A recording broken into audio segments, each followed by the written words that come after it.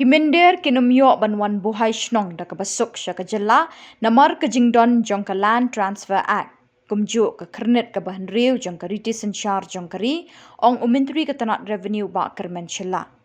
Ha kajingikren bikilak pathai Khubor uba kermen ulo ong ru ba kajingdon jong Khuborjylla ketiki an ka lebu lupa kinong shong shnong ha kajing shngat. Tangbau ong kat badang yo kalat kan bahapat ban yo shushu iki kendon bat ki an ki ban yada shushu iki Khuborjylla kum ke inner line permit lani ke Meghalaya Resident Safety and Security Act. Where if anybody from outside they would like to come and stay in our state, the most important thing for them to have is that they need a proper document, especially if it is a non-tribal. It's almost next to impossible for them to come and then capture our land because we are well protected.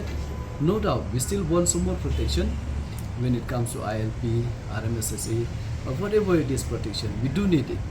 But as of now, we need not fear up to that mark that since we have all this protection, especially the Land Transfer Act, so those people, I believe they cannot harm us.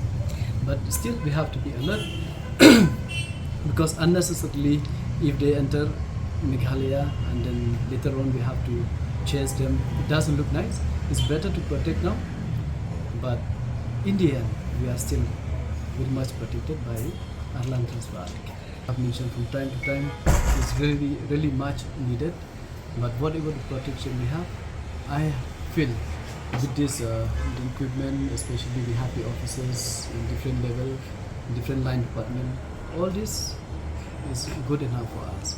But still, the more the better, and whatever we have, and we have full faith in our officers, in police department and the district administration, they can protect us. And this will happen with all the people of our state join hand together, and then we work together as a team.